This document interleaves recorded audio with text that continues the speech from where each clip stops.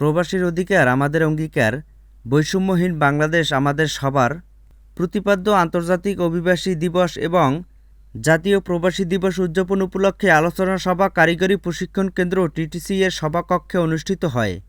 প্রবাসী কল্যাণ ও বৈদেশিক কর্মসংস্থান মন্ত্রণালয়ের সহযোগিতায় জেলা প্রশাসন, জেলা জনশক্তি অফিস, টিটিসি ও মহিলা টিটিসি ওয়েলফেয়ার সেন্টার এবং প্রবাসী কল্যাণ ব্যাংক বরিশাল আয়োজিত সভায় প্রধান অতিথি হিসেবে উপস্থিত ছিলেন স্থানীয় সরকার বিভাগের উপপরিচালক গৌতম বাউরে। এতে সভাপতিত্ব করেন জেলা কর্মসংস্থান ও জনশক্তি অফিসের সহকারী পরিচালক এ.কে.এম. শাহাবুদ্দিন আহমেদ। প্রধান অতিথি বলেন, আমাদের অর্থনীতির অন্যতম চালিকা শক্তি প্রবাসীদের পাঠানো রেমিটেন্স।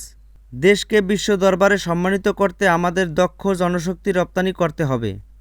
এ সময় তিনি তথ্য ও প্রযুক্তির গুরুত্ব তুলে ধরে বিদেশ যেতে ইচ্ছুকদের প্রযুক্তি জ্ঞান অর্জনের আহ্বান জানান।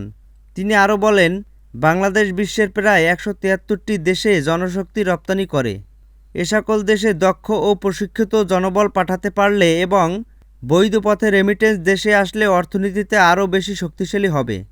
এ সময় অন্যান্যদের মধ্যে বিভিন্ন সরকারি বেসরকারি দপ্তরের কর্মকর্তা, বেসরকারি ব্যাংক, টিটিসির প্রশিক্ষণার্থী ও গণমাধ্যম কর্মীরা উপস্থিত ছিলেন। দিবসটি উপলক্ষে টিটিসি মাঠে সকাল ৯টা থেকে বিকেল ৫টা পর্যন্ত দিনব্যাপী জব ফেয়ারের আয়োজন করা হয়, যাতে প্রায় ১২টি স্টল স্থান পায়। সরেজমিনে দেখা যায়, উক্ত আয়োজনে চাকরি প্রত্যাশীরা তাদের জীবন বৃত্তান্ত নিয়ে অপেক্ষা করছেন। মেলার স্টল থেকে বিদেশ গমনে ইচ্ছুক ব্যক্তিদের বিভিন্ন বিষয়ে অবগত করা হয়।